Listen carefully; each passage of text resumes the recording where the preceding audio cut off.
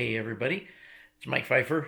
The other day I did a video and I took a whole lot more footage than what I could cram into a video. I took about 30 or 40 minutes of video.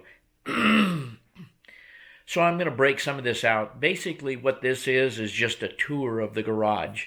I don't know if anybody's interested in it, but you can see what's there. And it's not too awful long, so I hope you enjoy it. Maybe it'll give you something to do today. Stuff to you. That's a drill press I got from my father-in-law. Hold on, let me move the camera up here. This is kind of goofy. My father-in-law had that drill press. It was one of the only tools I took when he passed away in Albuquerque.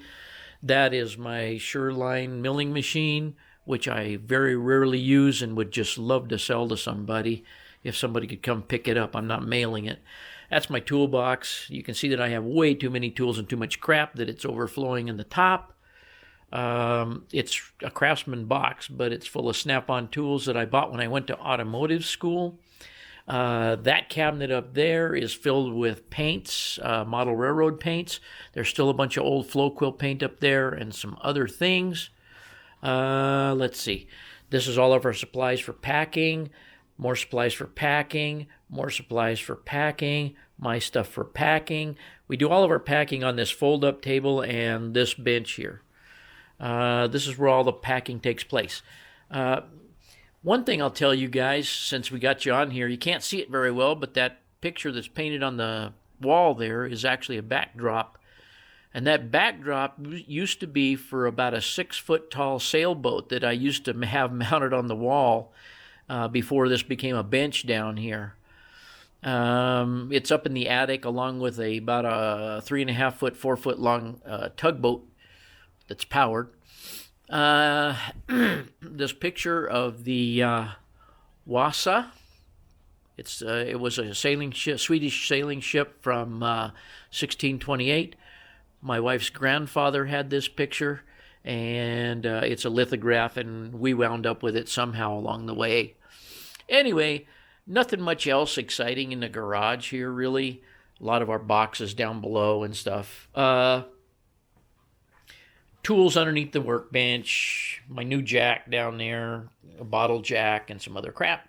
And I'll take you over here, and this is my Albuquerque Carnival and Tejeras Railroad mirror sign. I made that about 30 years ago, 25 to 30 years ago. Still hanging. You guys probably have seen the wall in the garage. Let me move the camera up a little bit. I don't put anything down low here because we always knock it off the wall. I'll give you some history on some of this stuff. The men working bell system sign I found in, not sure where I got that. But obviously it's old because it says bell system. The Santa Fe sign is just kind of a fake sign. I don't know where I picked it up. Hobby Lobby sign, Grandpa's Workshop. And I can't remember where I got that Santa Fe picture either. I may have gotten it from the gentleman that I met down in Santa Teresa. Speaking of the gentleman I met down in Santa Teresa, he used to work for Baldwin Locomotive Works. And when he was 80-some years old, they hired him to come back and consult on the reconstruction of this United States Steel Baldwin locomotive here, this Baldwin Lima Hamilton locomotive. They were refurbishing it, and he was the only one that had the knowledge to come back and be a consultant on rebuilding it. The owner of U.S. Steel wanted it remanufactured, and he was their choice to come back. An old rubber telephone, my telephone booth sign, hang on one second, my BNSF clock, which I got from the BNSF store online. You could go there and buy them yourself. My bug killer, a horny toad, a barometer that I got from a real good friend of mine that is unfortunately slowly dying of brain cancer. Name of George Larson. US West sign that I picked up somewhere, a Bell System underground telephone cable sign up there that's porcelain underground telephone cable sign here, do not disturb. Cheap Hobby Lobby sign, what happens in this garage stays in this garage. A buddy of mine that has passed away took the Rio Grande picture up there and the Santa Fe picture of the GP30. Let me get a little different angle here. I bought the slide when I used to model New York Central of that New York Central U25 or U23B, whatever it is there. I have no idea where the picture was. I just had it printed off of a slide I bought at a place called Trains West in Albuquerque years ago. I took this picture of this locomotive here. It was sitting parked going down into Berlin. The two guys were sleeping, never even knew I was there taking the picture. I bought this fiber optic warning sign when we were over in Bisbee just a while back. Just happened to see it in an antique store, and I thought, I need that because that's what I used to do for a living. Fred K. was the gentleman that I met that worked for Baldwin, and he is one of the gentlemen in this picture of this centipede.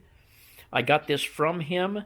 He is one of those people, but I don't know which one he is because obviously these guys were much younger. But this locomotive here was on its way to Mexico to be sold to Mexico, and his job was to go to El Paso and then further on into Mexico to teach Mexican engineers how to drive those Baldwins, centipedes. He had some interesting stories, and maybe I'll share them with you guys along the way sometime. But pretty interesting gentleman.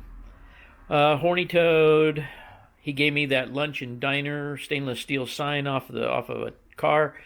That's an artificial Baldwin engine plate that he had. This is an artificial Baldwin plate that he had. The Santa Fe sign is just one bought, the real, all that stuff. This, and I don't know if you guys have ever seen this actually. This is hang on, let me see if I can straighten up the camera. This is where my railroad theoretically goes. Gets its name from Albuquerque, Carnival, and Tejeras, which are actual places east of Albuquerque. Right in, let me move a little bit there. My line would go on from Albuquerque, go on out to Moriarty, go on up to Santa Fe. From Moriarty, it would head down to Mountain Air, which are all real places.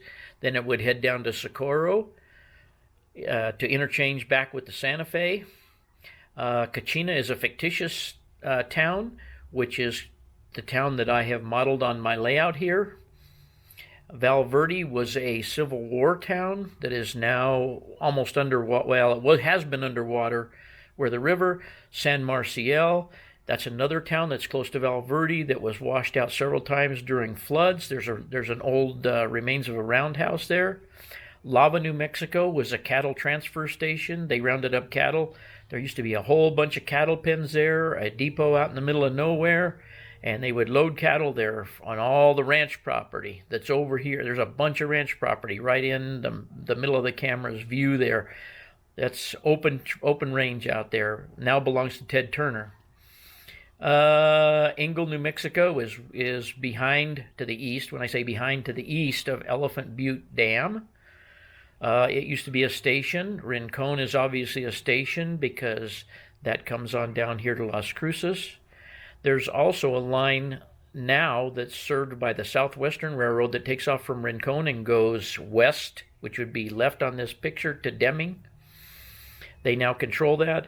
Doña Ana is just north of us here in Las Cruces. Then you see Anthony, which is Anthony, New Mexico, and Anthony, Texas. It's split in the middle, and on down to El Paso. So that would be how my railroad ties into the Santa Fe Railroad and eventually would provide service down to El Paso to the Southern Pacific.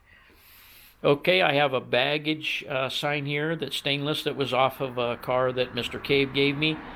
That Baldwin Lima Corporation owner is a cast, I don't know if it's resin or what it's cast out of, but he assured me in person at 92 years old that those were made that way, and they were applied to lease locomotives, Baldwin locomotives that were leased out to other railroads.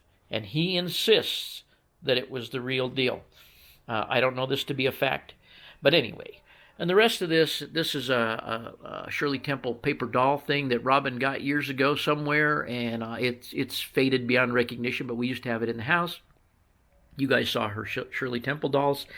This used to look into the layout, now doesn't do anything. I'm thinking about putting scenery in here, and then putting a couple of my die-cast race cars or something in there. Have something in there, either that or maybe even static trains. I don't know. Anyways, so basically that's just meandering around the garage. Oh, I think I probably told you guys before, but in case you missed it, that 44 FPS, that stands for 44 feet per second. And that sign, those signs were commissioned by some guys on a White Sands missile range to be the signs that led traffic out to the rocket sled track. And of course, the engineers thought it would really be cool, instead of putting 25 miles an hour or 30 miles an hour, whatever that equates out to, they would make it 44 feet per second. And somehow that equates to some mile per hour. And I'm not exactly sure what it is. But one of the commanders of the base came in and really didn't like the idea too much and made them take them all down. So they had an excess of them, and I asked the guy if I could have one.